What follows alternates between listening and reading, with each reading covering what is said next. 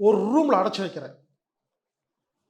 அந்த ரூமில் செல்ஃபோன் இல்லை, டிவி இல்லை, நியூஸ் பேப்பர் இல்லை, உங்கள் செல்ஃபோனையும் பிடுங்கிடுறேன். நம்ம ஊரில் திட்டுவாங்க இல்லையா? திட்டலாம் மாட்டாங்க.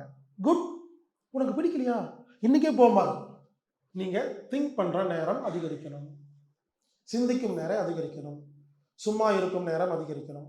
இதுக்கு பேர் தான் தியானம்.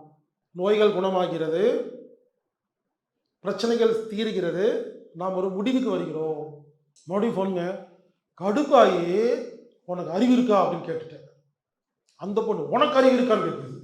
இப்போ உங்கள் குடும்பத்தில் இருக்கிறவங்க ஒருத்தவங்க உங்களுக்கு பிரச்சனை பண்ணிட்டு இருக்காங்கன்னா அதுக்கும் திங்க் பண்ணாதான் ஆலோசனை கிடைக்கும்.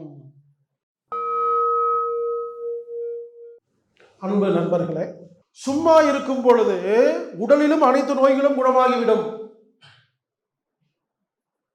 உடம்புல இருக்கிற நோய் குணமாகிரும், மலச்சிக்கல் இருந்தால் ரெடி ஆகிரும், உடம்புல வேர்வை சுரப்பியெல்லாம் ஆக்டிவேட் ஆகிரும், மூளைக்கு தேவையான ஆக்சிஜன் போயிடும், நோய் குணமாயிருங்க. பல பேருடைய நோய்க்கு காரணமே சும்மா இருக்கிறதே இல்லை, பிஸியாகவே இருக்கிறாங்க. சும்மா இருக்கும் பொழுதுதான் நோய்கள் குணமாகிறது, பிரச்சனைகள் தீருகிறது, நாம் ஒரு முடிவுக்கு வருகிறோம். ஃபார் எக்ஸாம்பிளுங்க, எனக்கு ஒரு ஃபோன் வந்துச்சு ஒரு வைஃபை கம்பெனிலேருந்து. சார் வணக்கம் சார், நாங்கள் இந்த வைஃபை கம்பெனிலேருந்து பேசுகிறோம், உங்களுக்கு வேணுமா? நான் சொன்னேன் இல்லைங்க வேண்டாங்க. ஏன் சார் வேண்டாம்? நான் ஏற்கனவே அந்த கம்பெனி வச்சுருக்கிறேன். அப்படியா சார், அதோட நல்லாயிருக்கு சார் இது. இல்லை பரவாயில்லைங்க வேண்டாங்க, போயிட்டுருக்கு அப்படின்னு. ஓகே சார் வச்சுட்டாங்க. கடைசி 7 நாளுங்க மறுபடியும் அதே கம்பெனிலேருந்து ஃபோன் வருது, வேற ஒரு பொண்ணு பண்ணுது, அதே கேள்வி அதே பதில். அடுத்த 7 நாள் அதே கம்பெனிலேருந்து ஃபோன். இப்படி டென்ஷன் ஆகிட்டு நான் ஏங்க வேண்டாங்க பாருங்க, நான் நல்லா இருக்கிற என்ன டென்ஷன் பண்ணுறாங்க. மறுபடியும் ஃபோனுங்க, உடனே பயங்கர டென்ஷன் ஆயிடுச்சு. ஏங்க ஏங்க அப்படிங்கிறேன். மறுபடியும் ஃபோனுங்க, கடுப்பாயி உனக்கு அறிவு இருக்கா அப்படின்னு கேட்டுட்டேன். அந்த பொண்ணு உனக்கு அறிவு இருக்கான்னு கேட்குது. ஒரே சண்டை. இன்னும் மேனேஜர் வந்துட்டான், என்னங்க எங்கள் ஆஃபீஸ் ஸ்டாஃப் பார்த்து அறிவு இருக்கான்னு கேட்டுக்கலாம். உனக்கு அறிவு இருக்காடா? இது ஒரு பிரச்சனையா? புரிஞ்சுக்க, எதுக்கு சொல்ல எக்ஸாம்பிள். ஒரு பிரச்சனை இருக்கா இல்லையா, நான் எப்படி சால்வ் பண்ணேன்னு கேட்குறேங்க. நம்ம என்ன டென்ஷன் ஆகிடுவோம். நான் உடனே என்ன பண்ணுவேன், சும்மா இருப்பேன். இந்த பிரச்சனையை சால்வ் பண்ணுறதுக்குனே சும்மா இருப்பேங்க. உடனே அலாரம் வச்சேன் 30 நிமிஷம் சும்மா உட்காந்துருந்தேன். அடுத்த முறை ஃபோன் வந்தால் என்ன செய்யறது? சிந்திக்க சிந்திக்க சிந்திக்க நமக்கே ஐடியா வரும், யாரையும் கேட்க வேண்டாங்க. நாமெல்லாம் புத்திசாலி தான், மூளையை சரியாக பயன்படுத்துறது இல்லை. அதுக்கிட்ட ஒன்றும் பண்ணாமல் இருந்தால் கூட சரி பண்ணி கொடுத்துரும். நம்ம மேலே நமக்கே நம்பிக்கை இல்லை. 1/2 மணி நேரங்க சூப்பர் ஐடியா கிடச்சிருச்சுங்க, ப்ராப்ளம் சால்வ். வெயிட் பண்ணிட்டு இருக்கேன் அடுத்த ஃபோன் எப்போ வரும்னு. ஏன்னா சிந்திச்சு எனக்கு ஒரு ஐடியா கிடச்சிருச்சு. புரிஞ்சுக்குங்க, நீங்கள் என்ன பண்ணுவீங்க, யாருக்காவது ஃபோன் பண்ணி ஐடியா கேட்பீங்க. நான் சொந்தமாக யோசிங்க. நீங்கள் உங்களாலையும் முடியுங்கிறங்க, அதை செய்யுங்கிறங்க. இப்போ ஃபோன் வருது, ஹலோ சார் இந்த கம்பெனிலேருந்து பேசுகிறேன் சார். அதே மாதிரி பேசுகிறாங்க, ஆனால் ஆள் மட்டும் மாறிட்டே இருக்குங்க. இல்லைங்க எனக்கு ஏற்கனவே வேற ஒரு லைன் இருக்குங்க, பரவாயில்ல சார் இது ரொம்ப நல்லா இருக்கு சார் அப்படிங்காடு. வேணுமுன்னே ஒரு 2 நிமிஷம் பேச்சு கொடுத்துட்டு, ஒரு நிமிஷங்க காலிங் பெல் அடிக்கிறாங்க. பொய், காலிங் பெல் அடிக்கலை, நம்ம வந்து பிளான் பண்ணி வச்சுருக்கேன். 1 நிமிஷம் மேடம், காலிங் பெல் யாரும் அடிக்கிறாங்க, நான் பார்க்குறேன், விலையிலேயே இருங்க அப்படின்ட்டு நான் வேணுமுன்னு அடிக்கிறேன். காலிங் அடிக்கிற மாதிரி திறக்கிற மாதிரி. சொல்லுங்கள் மேடம். இன்னும் இவங்க சொல்கிறாங்க, மேடம் உங்களே இல்லை மேடம், கதவை திறந்தனா இங்கே ஒரு மேடம் நிற்கிறாங்க, அந்த மேடத்தை சொல்லுங்க, நீங்கள் லைனில் இருங்க அப்படின்ட்டு. சொல்லுங்கள் மேடம், சோப்பு தூளா மேடம், உங்களுக்கு அறிவு இருக்கா?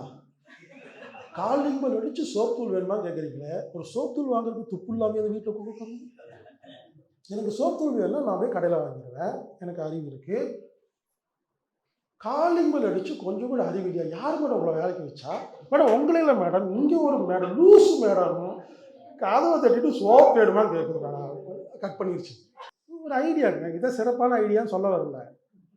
இது எனக்கு கிடைச்சது திங்க் பண்ணது மூலியமாங்கிறாங்க.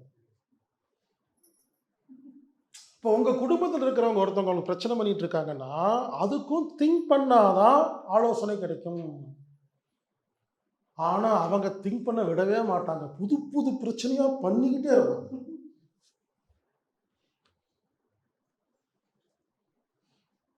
நம்மளெல்லாம் ஏன் தெரியுமா அரசாங்கம் பிஸியா வச்சிருக்கு? குறிப்பா ஸ்கூல்ல குழந்தைகளுக்கெல்லாம் ஏன் தெரியுமா ஹோம்ஒர்க்ஸ் கொடுக்குறாங்க? குழந்தை சிந்திக்கவே கூடாது. யாரும் சிந்திக்கக்கூடாதுங்க. ஏன் தெரியுமா லோன் கொடுக்குறாங்க? கூப்பிட்டு கூப்பிட்டு சிந்திக்கவே கூடாது. ஓடிக்கிட்டே இருக்கணும். ஃபோன் கட்டிகிட்டே இருக்கணும். வேலைக்கு போக சும்மா இருந்துடக்கூடாது. அடிக்கடி ஏன் ஜெர்மன் ஜெர்மன் சொல்றோம்னா, ஜெர்மன்ல ஹோம்ஒர்க் கிடையாதுங்க. ஜெர்மனை பத்தி கேள்விப்பட்ட ஆச்சரியமா இருக்குங்க. அங்கேயும் இஎம்ஐ எல்லாம் கட்டுறாங்க, லோன்லாம் வாங்குறாங்க. ஆச்சரியப்படுவீங்க. அங்க ஒரு கம்பெனியில வேலை செய்றீங்கன்னு வச்சுக்கங்களேன். மாசம் 5 லட்சம் சம்பாதிக்கணும்னு வச்சுக்கங்களேன். திடீர்னு வேலை செய்ய பிடிக்கல. பிடிக்கலைங்க. ஒண்ணு லெட்டர் எழுதலாம் மேனேஜருக்கு. எனக்கு இந்த வேலை செய்ய பிடிக்கல. ரீசன்லாம் சொல்ல வேண்டாம். எனக்கு வேலை செய்யறதுக்கு போர் அடிக்குது. நான் 1ஆம் ரிசைன் பண்ணி கொடுக்கலாங்க. அவர் படிச்சு பார்த்துட்டு ஓகே வெரி குட் பாருங்க. நம்ம ஊர்ல திட்டுவாங்க இல்லையா? திட்டலாம் மாட்டாங்க. குட். உனக்கு பிடிக்கலையா? இன்னைக்கே போம்பாங்க. வந்துட்டு கடைசியா வேலை செய்யும்போது வாங்கின சம்பளத்தை கவர்மெண்ட்டுக்கு இன்ஃபார்ம் பண்ணணும். அடுத்த மாசத்துலேருந்து கவர்மெண்ட் சம்பளம் கொடுத்தோம், நீங்க வேலைக்கு போக வேண்டாம். உண்மையிலங்க, சாதாரணமா சொல்லிங்க. அப்போ ஒரு கமிட்மெண்ட் இல்லைங்க. திங்க் பண்றாங்க. 3 மாசம் வீட்டில் இருப்பாங்க, போர் அடிச்சிடும், உடனே வேலைக்கு போயிடுவாங்க. காசு கிடைக்கிது, வீட்டில் உட்காந்து இருக்க மாட்டாங்க. திங்க் பண்றாங்க இல்லையா? 3 மாசம் சும்மா இருந்து எல்லாமே புரிஞ்சிடும், மறுபடியும் வேலைக்கு போவாங்க. திங்க் பண்றதுக்கு நேரம் ஒதுக்குவாங்க. ஜெர்மன்ல இருந்து சில பேர் கெஸ்ட் வருவாங்க, நம்ம வீட்டுக்கு வருவான்னு வச்சுங்களேன். ஒரு 1 ஹவர் பேசிட்டு இருப்போம். திடீர்னு sir excuse me sir, sorry sir, நான் கொஞ்சம் ரெஸ்ட் எடுத்துட்டு வரட்டான்னு கேட்பாங்க. பேசிட்டு இருக்கும்போது திடீர்னு ஒரு 30 மினிட்ஸ் ரெஸ்ட் எடுத்து வரட்டான்ட்டு கதவு சாத்தி உள்ள ரெஸ்ட் எடுத்து மறுபடியும் ஓகே சார் அப்படிம்பாங்க. நம்ம ரெஸ்ட் எடுக்கிறதே இல்லைங்க. நமக்கெல்லாம் தெரியாத விஷயம் ரெஸ்ட் எடுக்கிறது, திங்க் பண்றது, சும்மா இருக்கிறது யாருக்குமே தெரியலைங்க. ஒன்று பண்ணிட்டான், உங்களை கொண்டு போய் ஒரு ரூம்ல அடைச்சி வைக்கிறேன். அந்த ரூம்ல செல்போன் இல்லை, டிவி இல்லை, நியூஸ் பேப்பர் இல்லை, உங்க செல்போனையும் பிடுங்கிடுறேன்.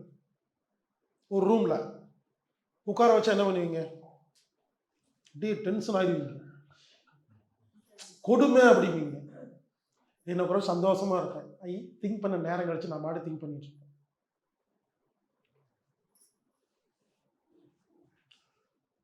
ஜெயில் எதுக்கு வந்துச்சு தெரியுங்களா? அவன் திங்க் பண்ணி தன் தவறை உணர்ந்து திருந்தி வாழ்வதற்காக. இப்போ சொல்றேங்க, 3 மாசம் ஜெயிலில் போட்டாவே ஒருத்தங்க திருந்திடுவாங்க. ஆனா இப்ப இருக்கிற ஜெயில எல்லாம், அதாவது எப்படி போடணும்னா, அவர் யார்கிட்டையும் பேச விடாம பண்ணணும். இப்ப அங்க எல்லாத்துக்கிட்டையும் பேச விட்டுறாங்க. அப்ப என்னது விஷயம் தாங்க இருக்காங்க. அங்க எல்லா ஃப்ராடுகளும் வராங்களா? அங்க போய் உட்காந்துட்டு, மச்சான் எனக்கு தெரிஞ்ச வக்கீல் மச்சான், கொலையே பண்ணாலும் ஜாமீன் எடுப்பா. அப்படியா? நம்பர் கூட உள்ள போய் எல்லாம் கத்துக்கிட்டு வராங்க. பிஸியாவே இருக்காங்க. ஜெயில்னா தனியாக விட்டுறணும். 3 நேரம் சாப்பாடு கொடுக்கணும், யூரின் போகலாம், மலம் போகலாம், எக்ஸசைஸ் பண்ணலாம், யோகா பண்ணலாம். டிவியெல்லாம் இப்போ டிவியெல்லாம் வந்துருச்சு. ஜெயிலில் டிவி இருக்கு, எல்லாரும் பேசிக்கலாம். அப்போ என்ன ஆகுதுன்னா, அவங்க எதுக்குள்ளே போனாங்கன்னே தெரியலிங்க. வெளியே வந்து அதே தப்பு தான் பண்ணுறாங்க, இன்னும் சிறப்பாக பண்ணுறாங்க. ஃபஸ்ட்டு போகும்போது தெரியல, இப்போ நல்ல எக்ஸ்பீரியன்ஸ்.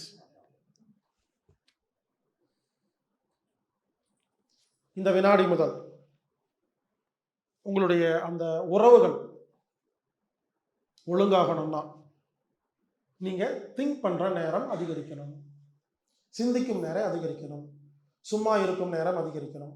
இதுக்கு பேர் தான் தியானம். சரி, 7 நிமிஷம் அலாரம் வச்சுட்டீங்க, உட்கார்ந்துருக்கீங்க. 5வது நிமிஷம் ஒரு பிரச்சனை ஞாபகத்துக்கு வருது, அதை டீல் பண்ணிட்டு இருக்கீங்க. அலாரம் அடிக்குதுன்னா உடனே டக்கு நிறுத்திட்டு அலாரத்தை போயிடக்கூடாது. ஒன்று டிஸ்கஸ் பண்ணுறீங்கல்ல, அப்படியே கண்ணை திறக்காம அலாரத்தை ஆஃப் பண்ணிட்டு கண்டினியூ பண்ணுங்க அப்படியே. 7 நிமிஷங்கிறது சும்மா ஒரு கணக்குக்காக.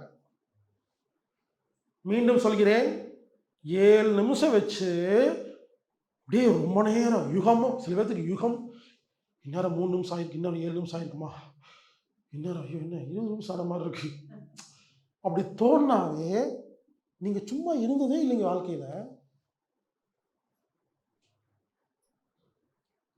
முதல்ல 7 நிமிஷம் வைங்க. போக போக நேரத்துக்கு தகுந்த மாதிரி. ரொம்ப ஃப்ரீயா இருக்கீங்களா 30 நிமிஷம் வைங்க. 1 மணி நேரம் வைக்கலாங்க. வச்சு பாருங்க. 1 மணி நேரம்ல வச்சீங்கன்னா பெரிய பெரிய பிரச்சனை சால்வ் ஆகும். ஃபேஸ் பண்ணணும். திங்க் பண்ணணும். அது சம்பந்தமா யோசிக்கணும். கேள்வி மட்டும் கேளுங்க. இறைவன் பதில் சொல்லுவாரு. இந்த பிரச்சனையை எப்படி சமாளிக்கிறது? நான் நிம்மதியா வாழ்றதுன்னா என்ன செய்யறது? கேட்டு பாருங்களேன். கேட்க கேட்க கேட்க பதில் கிடைக்கும். நமக்குள்ள பதில் இருக்கு என்பது நமக்கு புரியவில்லை. நமக்கு மீது நமக்கே நம்பிக்கை இல்லை.